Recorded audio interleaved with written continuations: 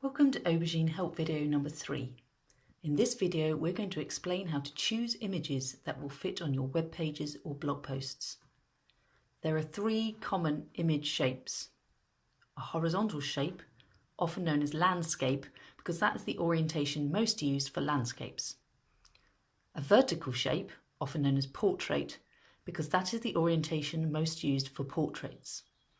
And square. The pictures you see on your website will often be designed as one of these orientations. You can't usually change the orientation without asking the developers to redesign your site. For example, on this website, the images are in landscape orientation. Imagine that you needed to replace one of these images. Using a portrait orientation, you can see at the moment that I have space at the side of the image box. If I enlarge the image to fit the box, I lose part of the image at the top or bottom because only the part within the red outline will show.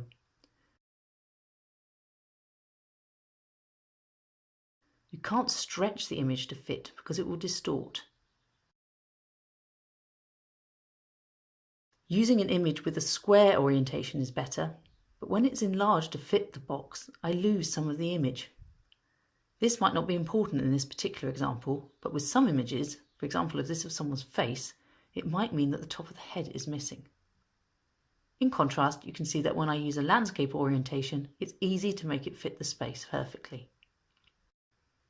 Some websites have images in a portrait orientation. This is popular with sites featuring people, clothing retailers for example. Using a landscape orientation, you can see that we either have space within the bounds of the image box, like this, or we lose the sides of the image. Using a square picture is less of a problem, but again, some parts of the image may not appear. In contrast, portrait-orientated images work well. Websites needing square images have similar problems for portrait or landscape images. There will always be some of the image not visible. Using a square image to fit the space is easy.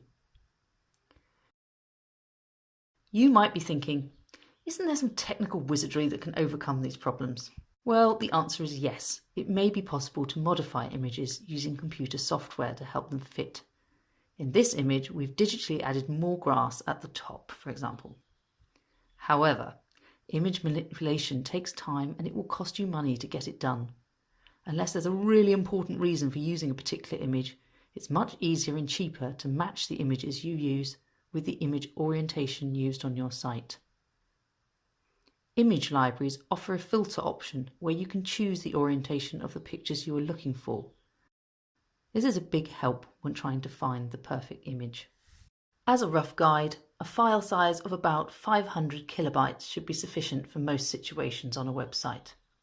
Make sure the image you choose looks clear with no blurring or fuzziness when viewed on a computer screen. If you need help adding an image to a web page, please see our help video number 2. Thanks for watching.